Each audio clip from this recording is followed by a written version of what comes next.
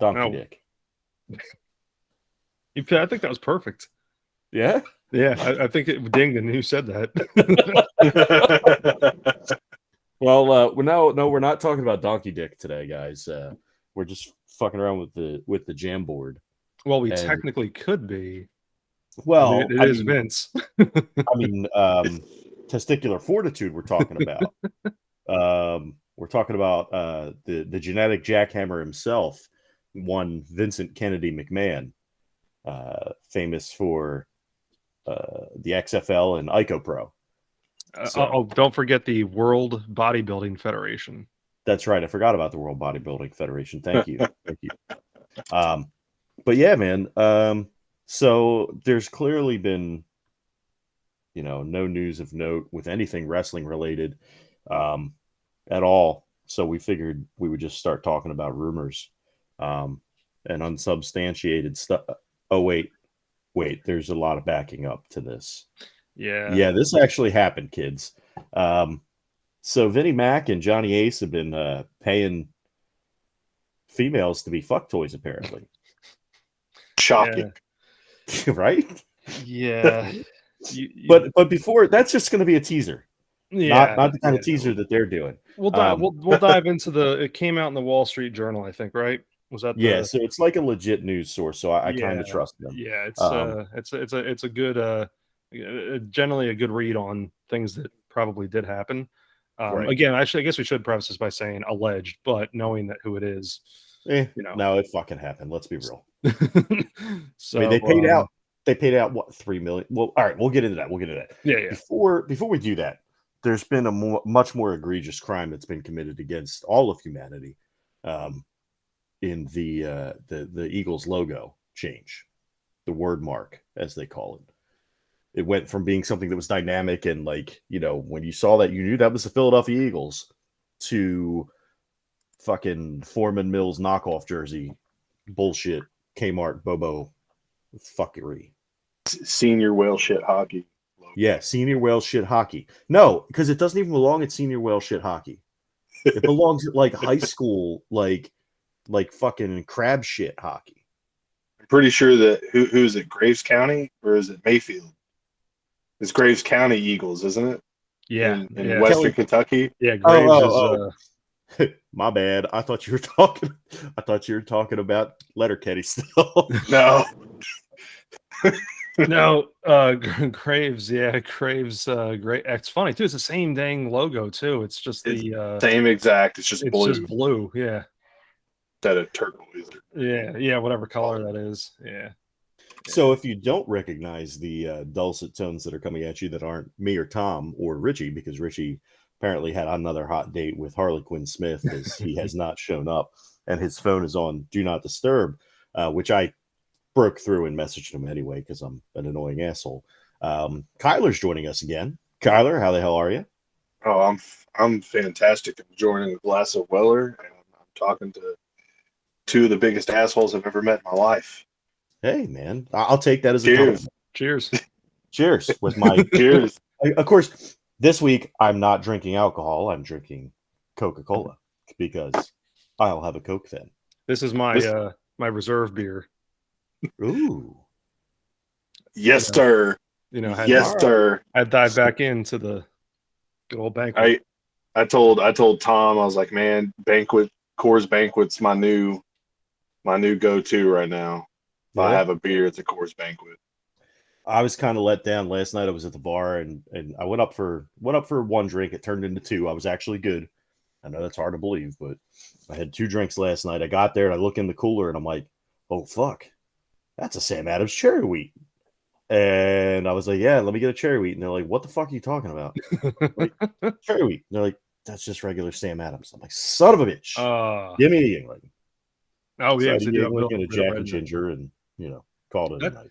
That's one thing we've been having trouble finding around here is the last few days, Daniel and I have gone out looking for just 12 packs of Yingling cans. Yeah. Not one to be found. No shit. Yeah. I got some up. I think I got some over here at the liquor bar. I can pick you up a couple 12 packs. We got plenty of cases, but my beer fridge I try to keep mostly stocked anyway, so it's full of my random junk. You shouldn't put your junk in the refrigerator; it'll make it smaller. Yeah, I know that now. Well, you can't afford to get any smaller. The fucking tweezers end up getting sharp when they get small enough. Yeah, I know. It sucks. Yeah. So, But I know what you mean, Tom. It's okay. that I love how they're right there. was fucking perfect. How the fuck did you have that? We didn't talk about They that just before. happen. Well, actually, the tweezers are not used for anything on my body, but I use them for lure stuff. So they just happen to be right here.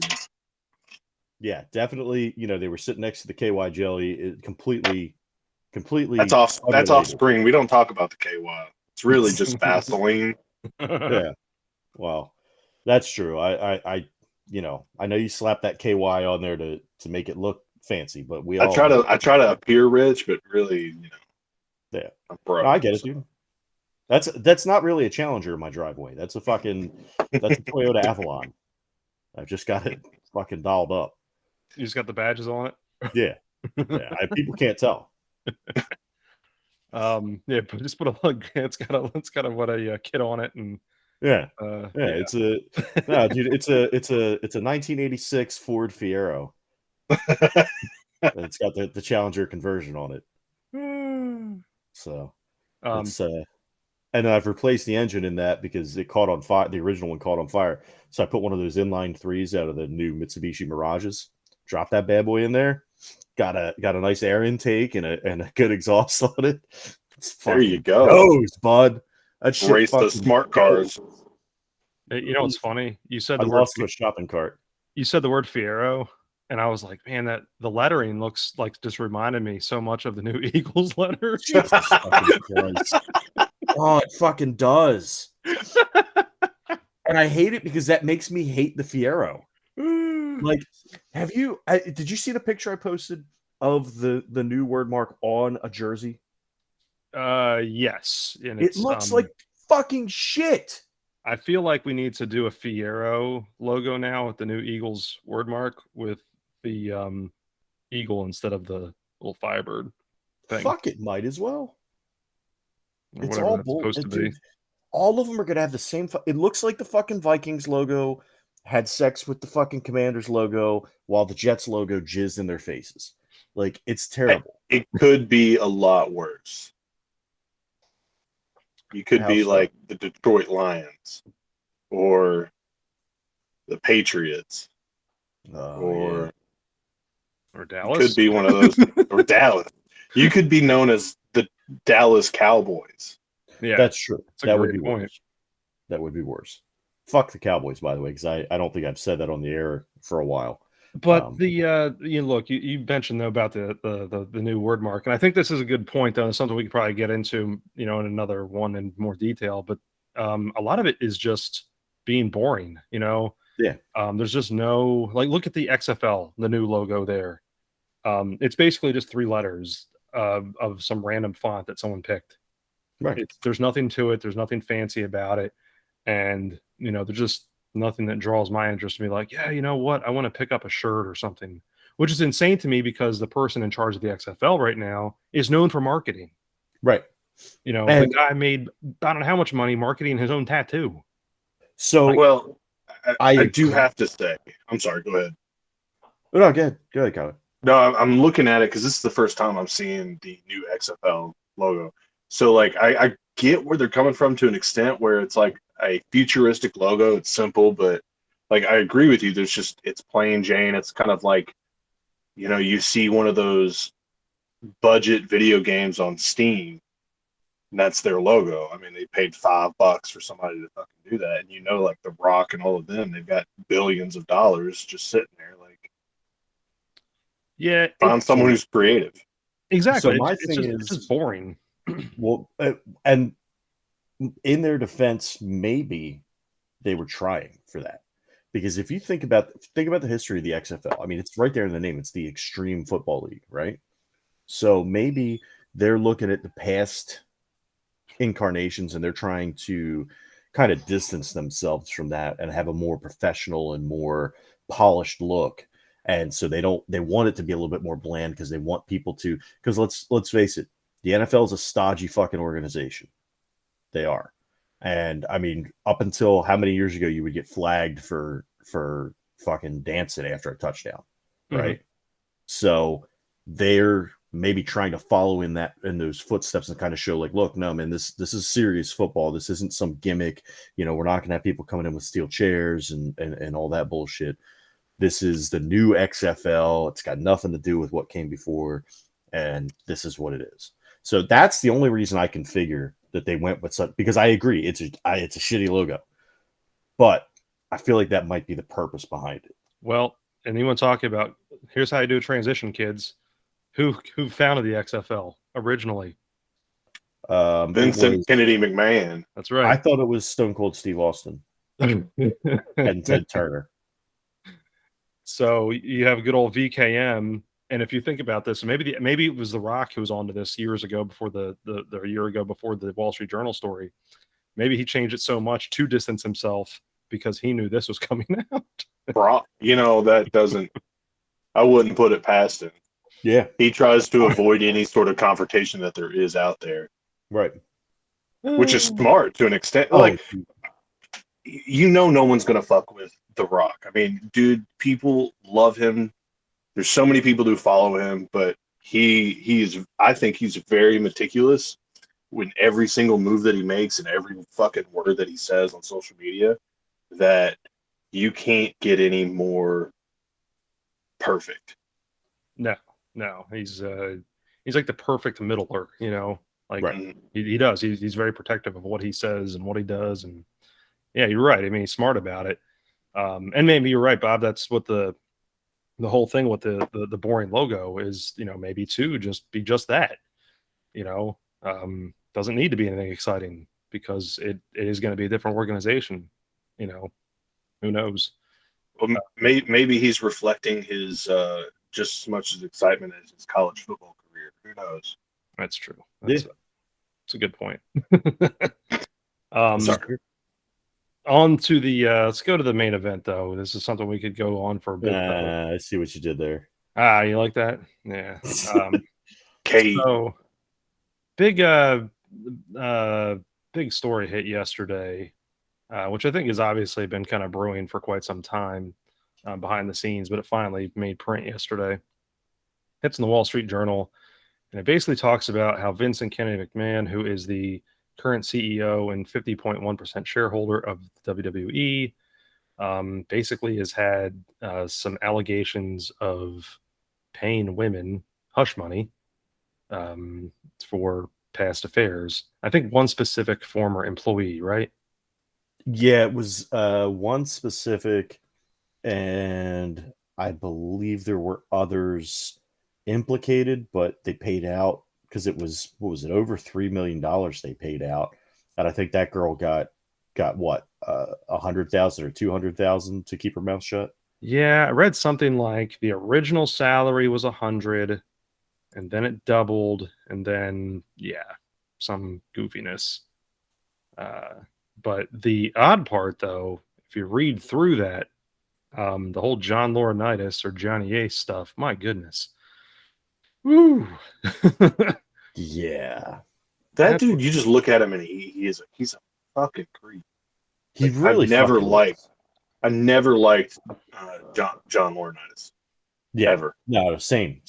He's like and obviously the people listening can't, but he was as creepy and unsettling as the fucking bear in my background picture with the human. Like, I picture them having the same voice too.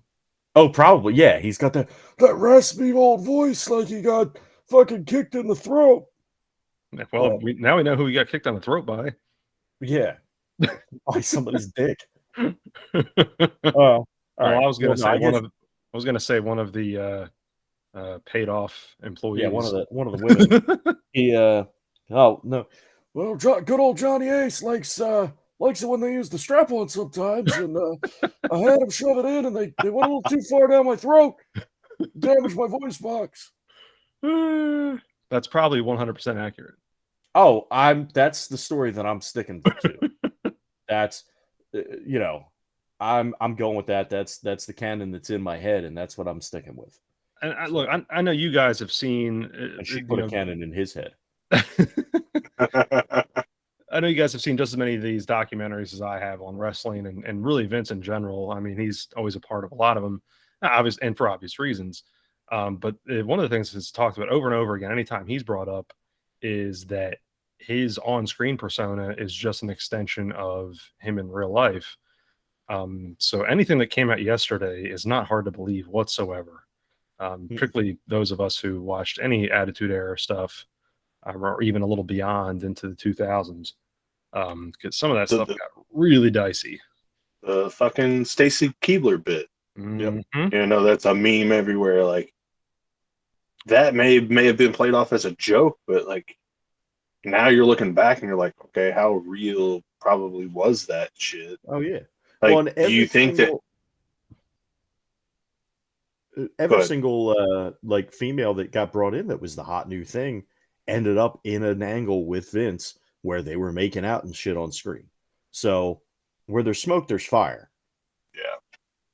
Yeah. And you brought yeah, up, man. I'm sorry, I cut you off. Yeah, I was gonna say you brought up Stacy Keibler, so I was curious to see what your thoughts are and going ahead with all that too. I just, you know, I feel like that Vince McMahon, now, like, this is an obvious truth, but Vince McMahon, like, kind of single-handedly had, like, stunted the women's division. But what my question is like, how much do you think him and John stunted that just for their own, like, play shit now? Oh, early on? Yeah, like, how long can I take this to where they're just in booty shorts and shit the whole fucking time? And we can mix them in like that. They're not actual wrestlers. They're not all that shit.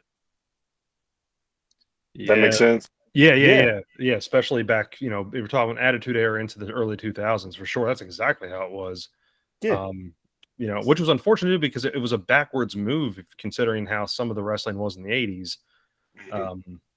When you're talking about, Moolah and we won't get into controversy involving Moolah, but there was a lot of actual real talented wrestlers, and then it went completely backwards because it was like, hey, let's just treat them as objects type thing, and then it really wasn't until like really the last maybe 10 years that's been more of a national spotlight, at least in professional wrestling, finally. But yeah, so you're right. I mean, no, it makes a lot of sense. There's got to be some kind of on-screen stuff that translates back to real life. Yeah, no, absolutely. And I mean, you read some of these reports now. I don't like to deal in speculation and stuff, but they're saying like some of this stuff is coming out that Vince and Linda haven't lived in the same house for almost 2 decades now. That they don't, they're together, but they're not, they're still not living as a married couple. And you wonder how much of that, I mean, she's got her political career and they've got this, huge business. How much of it was like, look, you know what, I'll give you this much out of it and just stay with me because, for looks and everything. So you wonder how much it affected that. How much did she know? Yeah. And Tom, you brought up a good point earlier about Stephanie. Oh, with through our texts. Yeah. And I thought that was interesting. It was really rumored that way. So let's go back several months. Triple H has to step aside because of a medical issue. I believe it's heart related. So he had to step away, which was obvious. There were some issues there. And then fast forward a few months, Stephanie steps away, which was a little odd, but then almost immediately Triple H came back to full time, not an in-ring performer, but I guess more of an executive level type thing.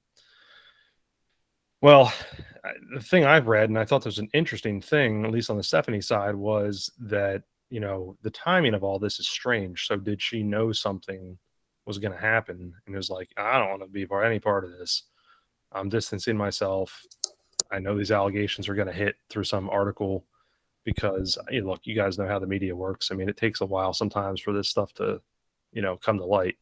The article could have been in the works for a month or more, so Yeah, and she could have possibly been interviewed Yeah, by very well could have been. the New Yeah. York Times or something, and then when that happened, she's like, all right, I'm not going to try to be in the spotlight or be associated with my father. And the interesting other thing too, and this was an odd rumor that I kind of thought was interesting, was that the leaker was actually Triple H, which I find kind of funny. I don't know that that's true. I think that's kind of a left field thing, but it would make a lot of sense if he's that close to to the top of the company, obviously, and he got serious demotion not that long ago. Right. And if he's really vindictive. Yeah, No, listen, yeah. everything that you hear about Triple H is that he's he's definitely not exactly a cuddly guy. And if you cross him, he's gonna get his. And he had what was his baby NXT basically stripped from him. They ripped it apart. They destroyed everything he had built, completely rebranded. And now, I mean, I'm not going to say it's a joke because there's still some talented wrestlers that are in it, but they took what was a legitimate contender, in my opinion, to Raw and SmackDown and AEW, and they dumbed it down and made it essentially SmackDown light. And maybe that was the whole point, though, is that they didn't want. So you've got like the bloodline and all of that shit happening right now. WWE Raw is huge. He's holding both titles. Like, you don't want something like NXT to come in and be equivalent to their top performing guys, like Brock Lesnar and the Usos and all of them guys that are all connected within that championship shit. I haven't kept that much up with it, but just looking at the new NXT logo, like they immediately made it like kid friendly looking, like with all the purples and pinks and splatter and shit. Like that was the only show that I really watched was NXT and AEW. And I didn't give a shit about Raw or SmackDown because it's the same stuff over and over and over. Right. Yeah, and you're right. I mean, Raw and SmackDown have been both very bland for a long time. Occasionally, you get a spot. The good thing is that's what YouTube's for, or just some random highlights on Twitter or whatever. And I was a big NXT person. You guys know that. I went to 2 live shows, and of course, this predates anything with 2.0. I think the thing that really, come to light was that Vince took NXT away from Triple H because of the ratings loss to AEW for a long time, which never made any sense to me because NXT was never on that level, was never supposed to be. AEW was brought up to be a competitor to the WWE in general, but mainly for Raw or SmackDown, even though they were on different nights. That was more the level and the presentation, in my opinion, even early on. NXT was filmed in a small studio in Full Sail. What, 1,000, 1,200 people? And even when they did live events prior to the 2.0 change, I mean, when I saw them a couple times, those venues never held more than 1,000 or 1,500 people. Yeah. I mean, they had their big events, but that was 4 times a year, maybe. So it was never going to be a competitor. So there was something else there. That's why I think Triple H is an interesting name in all this mess, because he just comes back and then this all happens. It's weird. Of course, we haven't mentioned the other person either, but well, before we go any further, I almost completely blanked on something. If this episode posts in a row with how things are scheduled, oh no, it won't be. The episode that you're still working on between Elden Ring's bouts is actually going to be number 37. Okay, cool. Yeah. For the season. So sorry, I thought this one was going to be 37. I forgot about that one. So, all right, continue. My bad. No. So that's all. I was going to make a 37 joke, but we can't now because this one's going to be like 38. That's close enough. In a row. Up to and including you. Yeah, I do have to work on that other one, by the way. But yeah, no. Nick Khan is wow, that's a name that I keep seeing in all these articles, and you know, talking about how he is the one that basically cleaned house. Yeah. I don't know. It's interesting. I go back to part of it saying it's like people are like, well, he got rid of Triple H first, but he really didn't because he came back. So I don't really know what happened there with that. But the whole Stephanie being gone and now he's, who knows? I wonder how connected he is in all this to knowing things. It's a good question. I would be curious now that you mentioned Nick Khan, because I had been thinking about this for a while. And I had just recently figured out that Nick Khan is on the board for WWE. How connected do you think Vince is with Tony in AEW if Nick is on the board there? Like how interconnected AEW and WWE brand?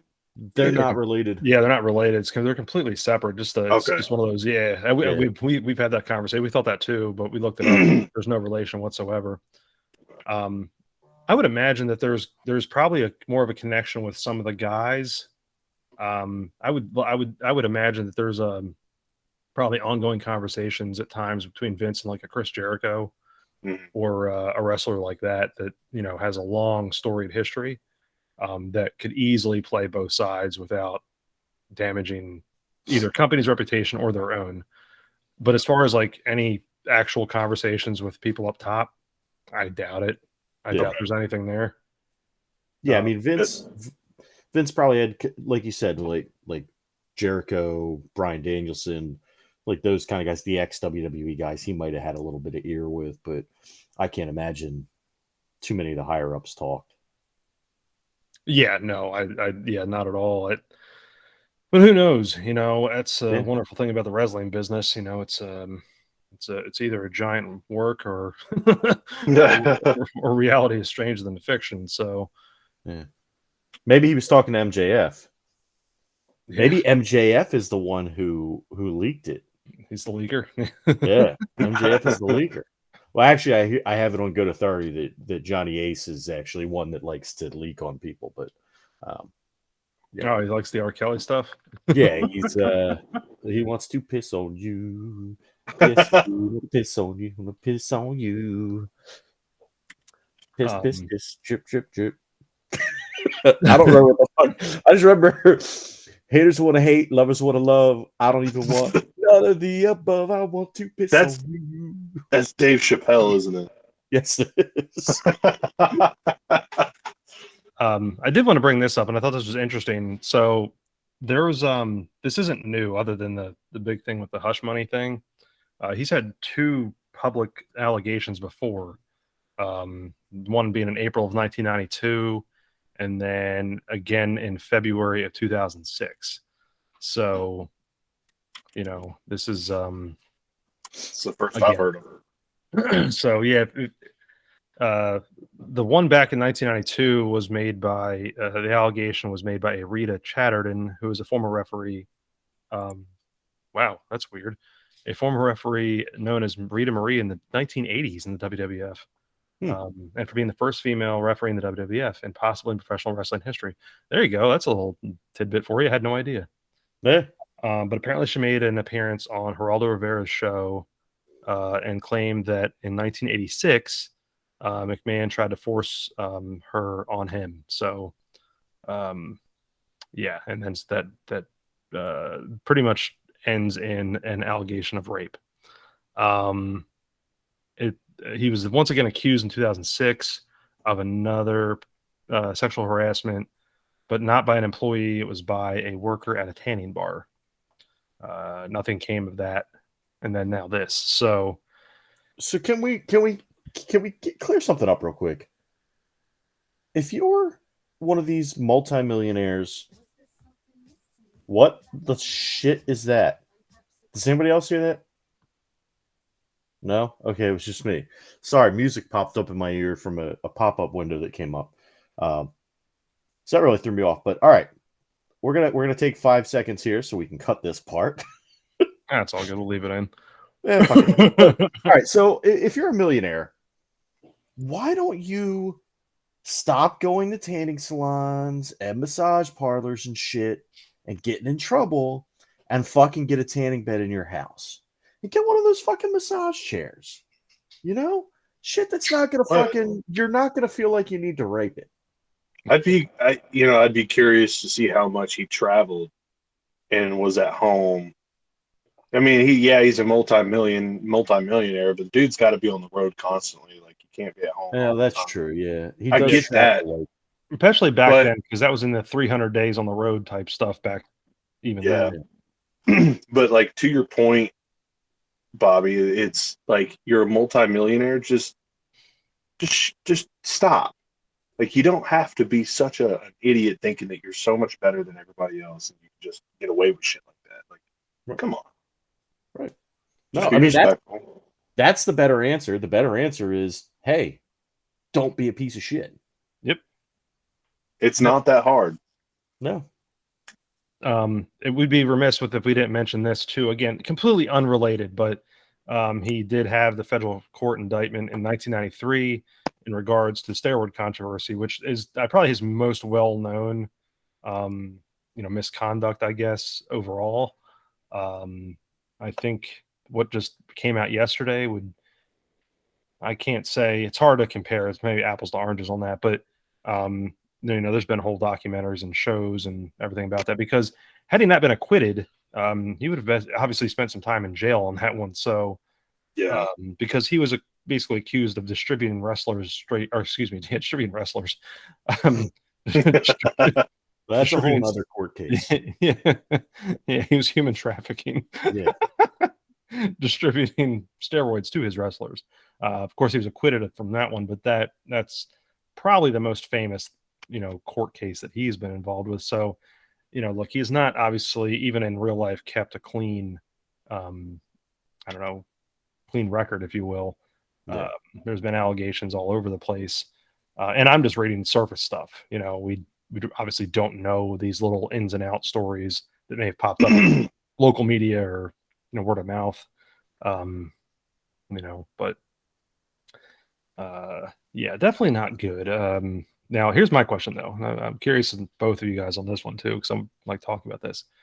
Let's say all this does come to light, that this is proven true. What happens from here? I mean, house cleaning. That's first and foremost. And I could see at that point, I don't know. Because I don't know, does he sell? Does the board force him? The board is going to force him out one way or the other. But does the board force him out and he sells to Universal or Fox or Warner? Probably not Warner, since they own AEW. But wouldn't that be some shit? Oh, Tony Khan showing up on Raw. But one of these big money, Amazon, fuck Amazon. Amazon then has the WWE network on Amazon Prime Video, well, I do like the idea of Raw or WWE going to Warner, because that could spark a whole new attitude era, but in a different light, because like you now have like the women's league, the women's division coming. I mean, they're very prominent on the card now, and so that's going to bring a whole different game to the new attitude era. It's not going to just be girls in bikinis and shit. It's going to be legit fighting, and I would love to see it. I would watch Raw just for that, but it's just the extension of AEW coming in and invading. I know we talked so many times about the potential sale, which obviously hasn't come about yet, but this is probably going to be as close as it has been as of yet, as of late anyway. So, yeah, I don't know. I don't see any scenario where Vince gets out of this clean. And no, there's no scenario. Like, he'll either step down and sell to whoever, or he'll get forced out. Like, those are his only two options. And I think that he'll try to sell before he gets forced out, because then he'll be out of however much money, or he'll settle for however much money from the board. Yeah, this will end up being a settlement. Obviously, because the allegations really have nothing to do with anything other than a monetary exchange for an employee, regardless of what happened. I think that's why the Wall Street Journal was the place that broke it. Right. but because of the type of company that it is why it's such a big deal. But I think you're right. I mean, it doesn't, there's no clean break here. This is going to end up in a sale. It's going to end up in a step down. Cleaning house is obvious. Now, who goes with him? Johnny Ace, obviously. Yeah. I think that's a big one. I mentioned Bruce yesterday because right now he's basically the right-hand man again. I can't imagine that he'd stick around or No. they'd want him to stick around, If it does get sold, I think it becomes more of a media venture. I don't know that, it probably won't change too much in its current form, but depending upon where it goes, I think you'll see maybe more of a clampdown, not as many shows. Yeah, I could see that. I could see maybe no more. Well, maybe like 1 or 2 house shows a week instead of whatever they're doing now. Yeah, and trim out, like get rid of main event and get rid of those little things that really nobody watches. Yeah. Do you think they'll cut some pay-per-views? Very well could. That's a hard one because the way it is in the States is almost entirely different how it is in some countries where there's still some kind of monetary gain per purchase with that. So I could see whoever's in charge of that kind of really watching that bottom line. I'd say they cut more free content than they would pay content, just in my opinion. Well, and let's take that as a jumping off point. So Comcast could potentially buy them. And did you guys hear what Comcast is doing now with Peacock, which is where the network streams? Mm-mm. Is it used to be that if you were a Comcast subscriber, you got the Peacock ad, the version with ads you got for free, and if you had the non-ad version, you got that for $5. Mm-hmm. Well, they've eliminated that you get it for free, and they've taken away the $5 discount for subscribers, like for people who have Comcast stuff. So so you're basically, no matter what, if you want the ad version, you're going to pay $5. If you want the ad free version, you're paying $10. So they've already eliminated a completely free version of it. Right. And that's what, in my head, that's where it goes, and again, I'm not a business person whatsoever, but you're maintaining, trying to watch your money. You're obviously going to try to trim out your free content and keep whatever paid content you can. So yeah, things like that, I'd say exactly what happens. I think they've proven though that, unless someone else takes it over, they really can't run studio shows. NXT 2.0 is an absolute disaster. I think they ran it successfully and Triple H was in charge. But of course you also had a little bit of dust on that too. Right. So I think there was something to that. Watching NXT 2.0 is akin to watching WCW Saturday Night. It's just not good. Not saying that you're right, talent's there, but I could see them really trying to, I don't know that they'd cut that necessarily, but I just don't see that being a prominent feature moving forward if, in fact, it is sold off, because it's, I'm going to go out on a ledge here and say that Cody Rhodes takes over NXT behind the scenes. If Vince leaves, it makes sense for Cody Rhodes because, Triple H probably isn't going to be there. He'll probably retire completely. Unless they offer him a dream job there, which I don't see it happening. But it would make sense for Cody, based on what he's done at Ring of Honor and the contract stuff that he's done over the past years, and then with AEW, it would make sense for Cody to go over to NXT and kind of help steer the ship in the right direction to kind of keep that going. Yeah, I could see some involvement there, just knowing his early AEW work. I think a lot of everything changes with certain people gone. Because then you start to look for other people that do have experience. Again, I don't know whether they keep it as the move more toward wrestling or if they move it toward more of a media organization, which is exactly why WCW flopped.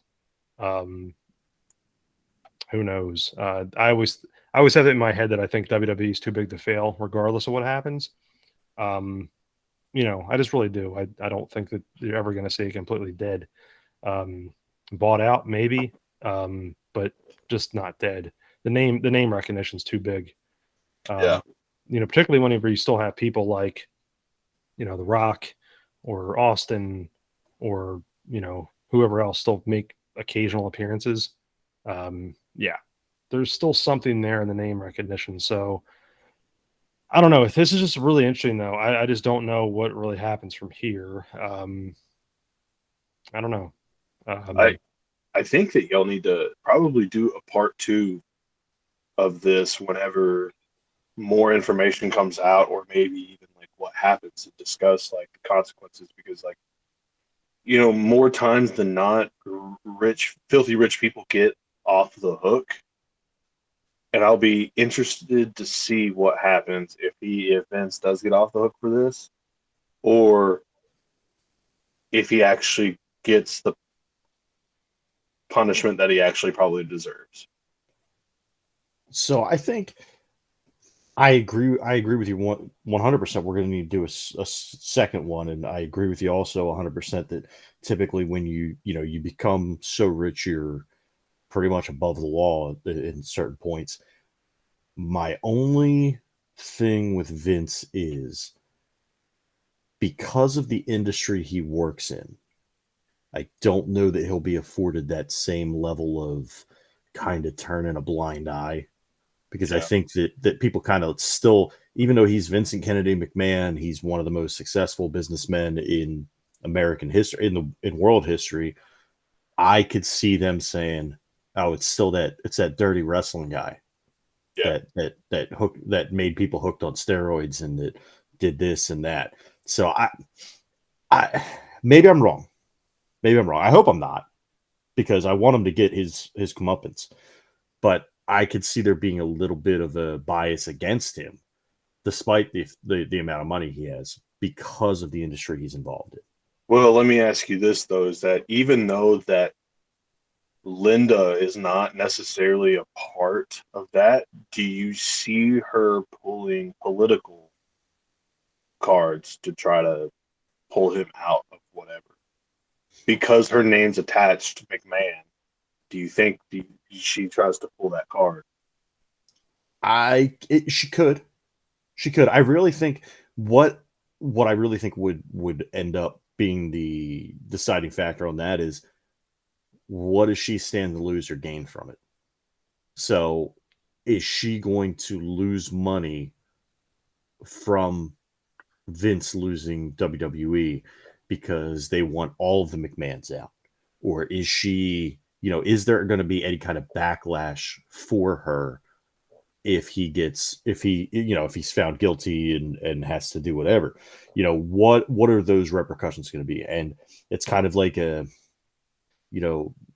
what are acceptable losses, and what kind of basically just figuring it out. Like, well, is it worth it for me? Is the juice worth the squeeze, so to speak?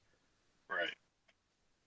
So it could go either way, though. Honestly, that's a very good question.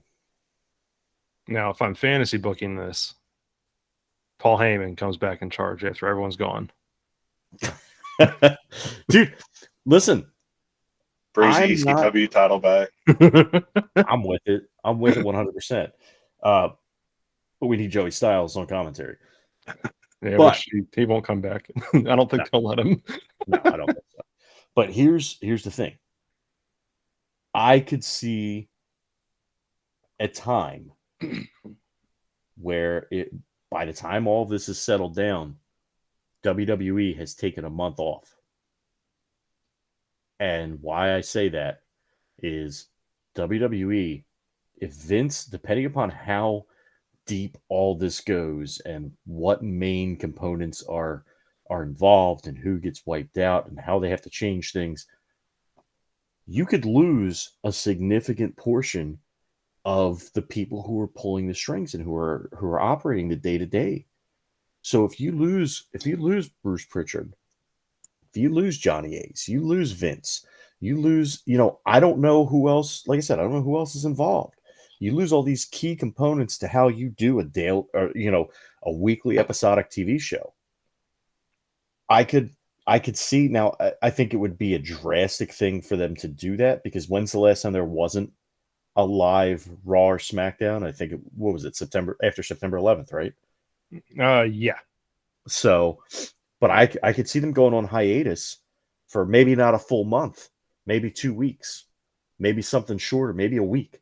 But I could see there being a position where, look, we just lost everybody. Who's going to put the show together? Who's going to run it? Who's going to do this? Who's going to do that? And maybe I'm wrong. Hopefully I'm wrong, because I don't want to see, it shut down for a week or a month or whatever. But what do you think the odds are of something like that, where it's so widespread that it wipes out such a big swath of the company that they have to do something like that?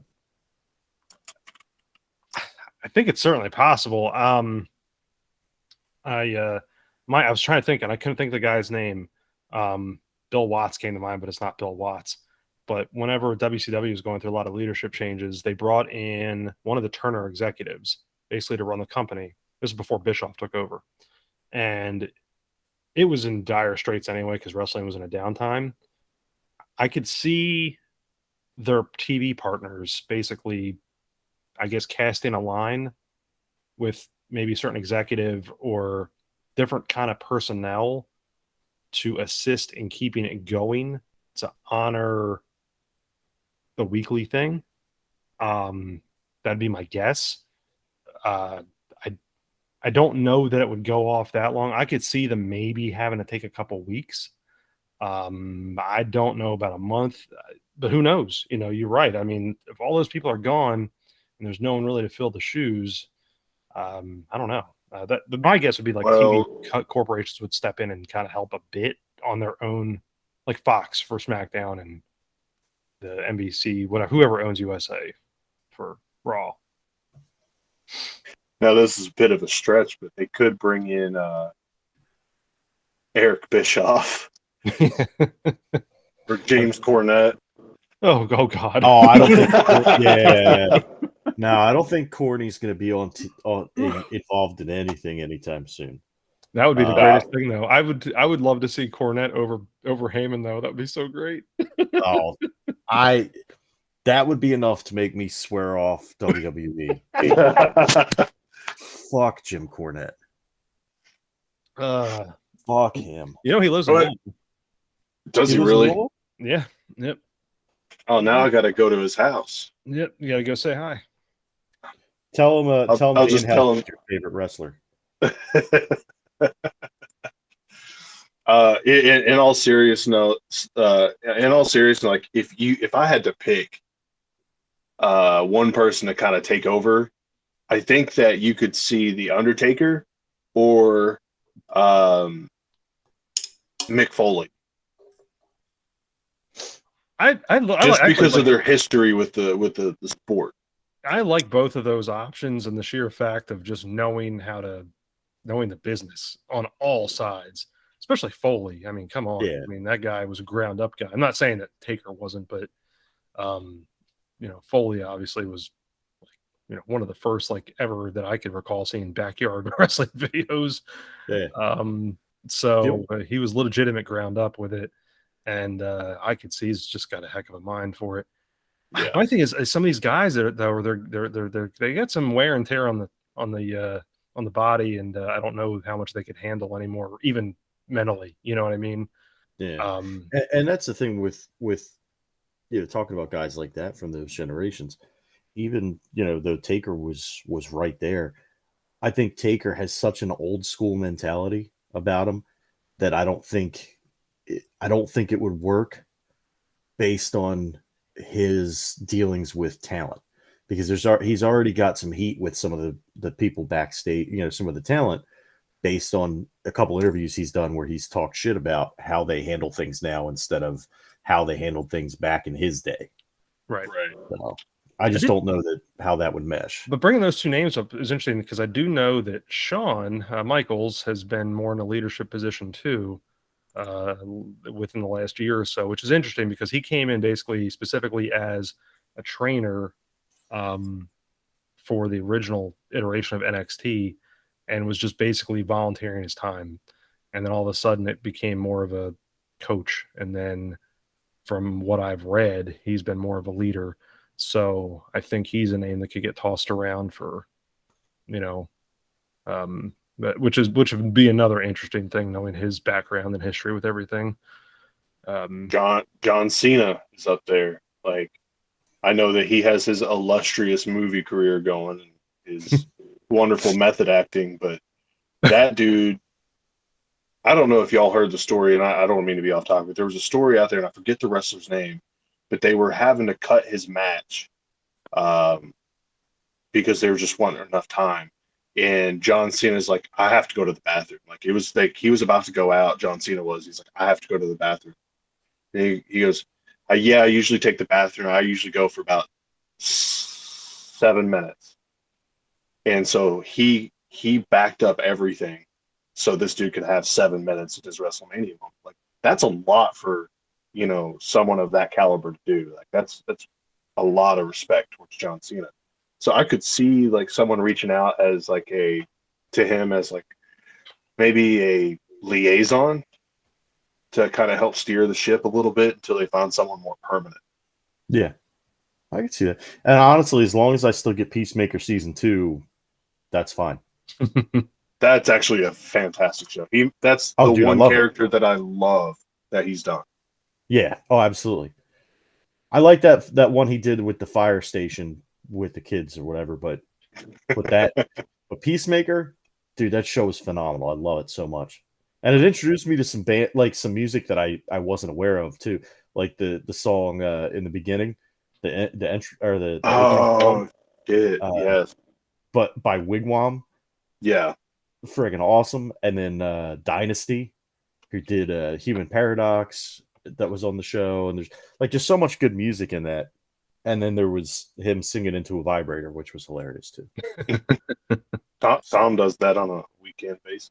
Yeah. Well, yeah, he sings into vibrators and Thai bananas. Yep. Yeah, good old Thai bananas all day long.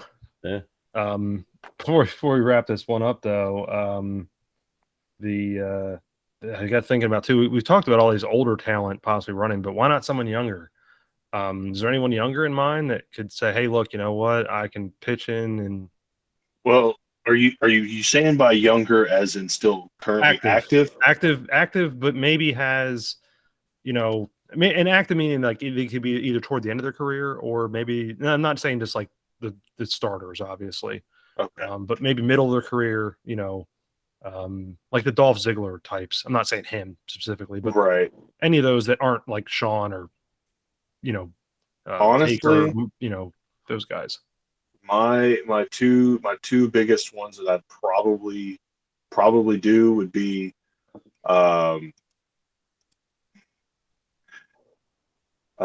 Randy Orton and AJ Styles. Yeah, I was gonna say AJ Styles, and I don't know if Orton. I feel like Orton has gotten much better about kind of being a steward of the industry. I don't know that he would want to do that role. Yeah, I think he knows the business. I'm the same way. I don't know that he would do it, but I know he knows it. And I wanted to say Edge, but I mean, we talked about that before, where when he and Daniel Bryan at the time were given the opportunity to kind of act as agents, so to speak.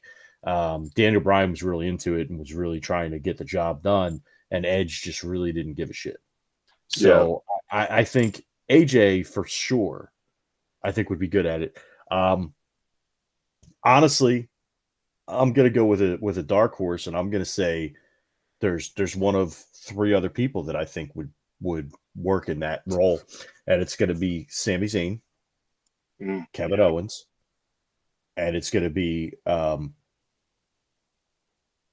damn it, Finn Balor.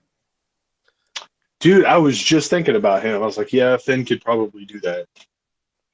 I've got one that hasn't been mentioned yet, and I'm thinking it was actually when I asked the question, this is the only person I thought of, and mainly because he has the intelligence behind it, and he could connect with the new audience.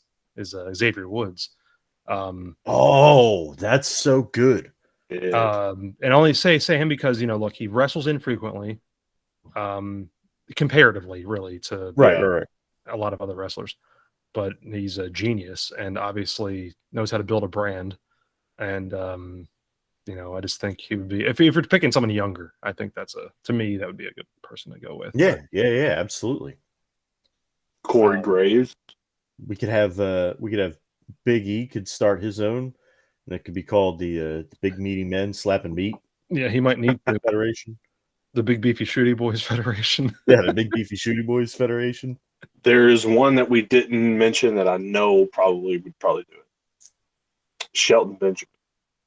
I forgot. I don't really ever think about him, but that's not a bad guess. Dude's got so much experience. Really that's does. True. A lot of in his amateur background alone, he could really, you know, he'd be a great scout. Like now, I'm sure he does, but yeah, I don't know who else though. There's obviously people I'd steer clear from. Yeah. I'm not going to. Let's see. If you want everyone to be high all the time, you could get Van Dam to come in. Yeah, Van Dam could do it. Matt Riddle. Yeah, exactly. He's not going to be high all the time. Yeah. The 420 Wrestling Association of America.com. Get Sheamus to do it. It would just be a stupid ass name. Like, yeah, Sheamus. Honestly, Sheamus could probably do it. Yeah, that's a good one. Actually, that's a good one. Maybe we could get Butch to do it. You know what? That's the thing. They should have him do it, and then he should just rename everyone Butch. Yeah. Hey, listen. As long as you don't end up with Michael Cole. That's who we'll end up with. You know that, right? Oh, I know. Sorry, there was a bug on my screen. I had to smash. Yeah, it's gonna go. There's a secret clause somewhere in the annals of WWE contracts where if Vince ever gets in trouble, Michael Cole automatically gets control of the company. Yeah, and then now you spoke that into existence, so now that's probably gonna happen. Thanks. And then the king becomes head booker, and every week it's just puppies matches, prom panties, like. And just him out by the ring having a heart attack every week. Puppies on my heart. My last guess, Funaki. Yes. Ooh. Yes. Funaki comes in. PP. Wasn't he the Indeed? Indeed. Which was actually Shane McMahon. Did you know that? Was it really? Yeah, that was Shane McMahon saying "Indeed." That's fantastic. Which that was one of my favorite bits of all time. Was Ty and Ty coming out and then like him doing whatever and then just someone going "Indeed." It was I thought about that too, and thinking about bits from that era, the whole Lance Storm. If I could be serious. Yeah, if I could be serious for a moment. Dude, that and dude, I want Tajiri back. Oh, dude. I mean, Tajiri's like 80 years old. I don't give a shit. Is he still active? Just need a little motherfucker jumping around and spitting the green mist in people's face. He's got to be still active, isn't he? The Japanese buzz. Let's see here. Gotta be. I only say that because what's his face is still active. The guy in AEW. Oh, he's a Japanese professional wrestler. Let's see. Oh, he's currently in MLW. Wow. Yeah. Really? Uh-huh. Get the fuck out. I guess I'm going to have to start watching some MLW because I need to see some Tajiri. Yeah, he's only 51. Wow, that's not bad at all. No. It means he was a kid in ECW. Yeah. No, you're fucking older than me. I'm just now putting two and two together that Asuka, that was her tributing to Tajiri. Yeah. She had the green mist. I don't know how I didn't put that together. All right, don't be too bad on yourself because that's actually Japanese wrestlers are born with a gland in their mouth that secretes the green mist. So that in danger they can use it. It's every Japanese wrestler has it. Oh, okay. Yeah, they're mutants. You know what's crazier too? You're thinking about Tajiri here. It made me think about Masato Tanaka. Yeah. He's still active. Jesus. He's only 49. Fuck off. No, I'm serious. Wow. Yeah, I don't know what he's doing these days. The last thing he's on listed for, he did a spot a few years ago in GCW. But it's funny thinking about some of these wrestlers. You know, that he said Tajiri and brought up Tanaka.